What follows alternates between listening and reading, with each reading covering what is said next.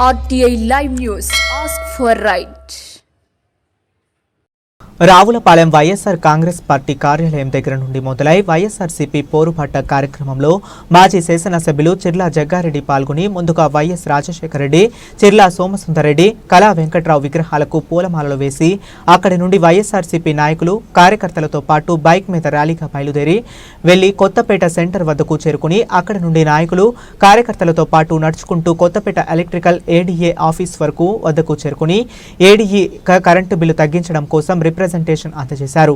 అనంతరం ఆయన మాట్లాడుతూ 6 నెలల ముందు చంద్రబాబు నాయుడు కరెంటు బిల్లులు పెంచం అని చెప్పి ఇప్పుడు యూజర్ ఛార్జెస్ అని బిల్లును పెంచడం ఏమిటని ప్రశ్నించారు. దొంగ హామీలు చంద్రబాబు మాకొద్దు అని ప్లెకార్డులు పట్టుకొని నిరసన వ్యక్తం చేశారు. ఈ కార్యక్రమంలో మున్సిపల్ నాయకులు, ముఖ్య నాయకులు, కార్యకర్తలు, చిర్లా అభిమానులు పాల్గొన్నారు.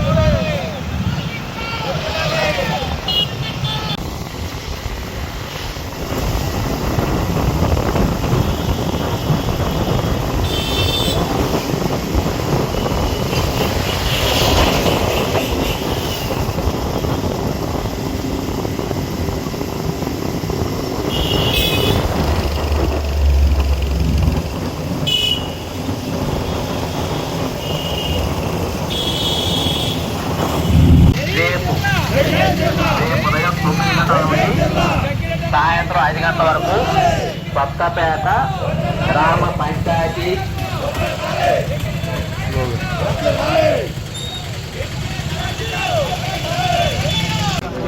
ఆంధ్ర రాష్ట్రంలో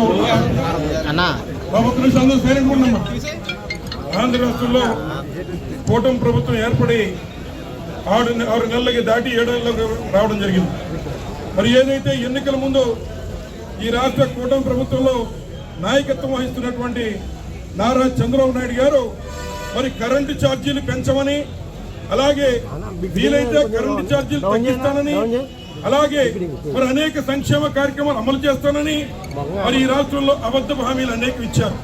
కానీ 6 నెలల్లోనే చంద్రబాబు నాయుడు గారి యొక్క నిజ స్వరూపం ఈ రాష్ట్ర ప్రజానీకం కరెంటు బిల్లుల సాక్షిగా చూడడం జరిగింది.